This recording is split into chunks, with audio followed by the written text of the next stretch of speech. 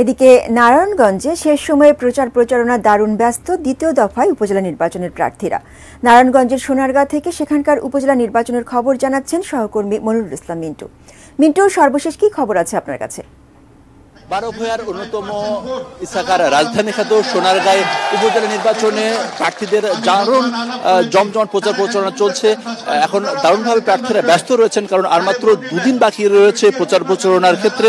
এবং এখানে চেয়ারম্যান পদে 4 জন প্রার্থী থাকলেও 2 জন প্রার্থী ভোটাররা বলছেন যে নির্বাচনের মাঠ থেকে অনেকটা সরে গিয়েছেন।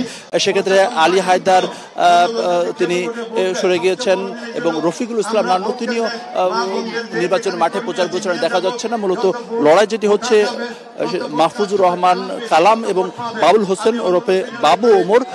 এবং এই নির্বাচনে নানা রকম সমীকরণ রয়েছে। সেক্ষেত্রে এখানে পর্যটন এলাকা হলেও এখানকার রাস্তাঘাটগুলো অনেকটা সরু এবং যানজটের আধিক রয়েছে। তবে তার চেয়ে বড় কথা হচ্ছে শিল্প কলকারখানা অধ্যুষিত এলাকা এবং এখানে অনেক শ্রমিক ভোটার রয়েছে। এই শ্রমিক ভোটাররা নিজেদের পক্ষে যে বা যারা টানতে পারবেন তারই কিন্তু জয়ের সম্ভাবনা বেশি। তবে কারো অভিযোগ যে এখানে নির্বাচনের কালো টাকার একটা ছড়াছড়ি সেটিও রয়েছে, সেটিও কিন্তু একটা বড় প্রভাব বিস্তার করতে পারে। 3 লাখেরও বেশি ভোটার এই নির্বাচনে। এখানে যদি ভাইস চেয়ারম্যান পদে 4 জন এবং সংরক্ষিত ভাইস চেয়ারম্যান পদে 5 জন লড়ছেন এবং একজন বিএনপির নেতা ভাইস চেয়ারম্যান পদে লড়ছিলেন।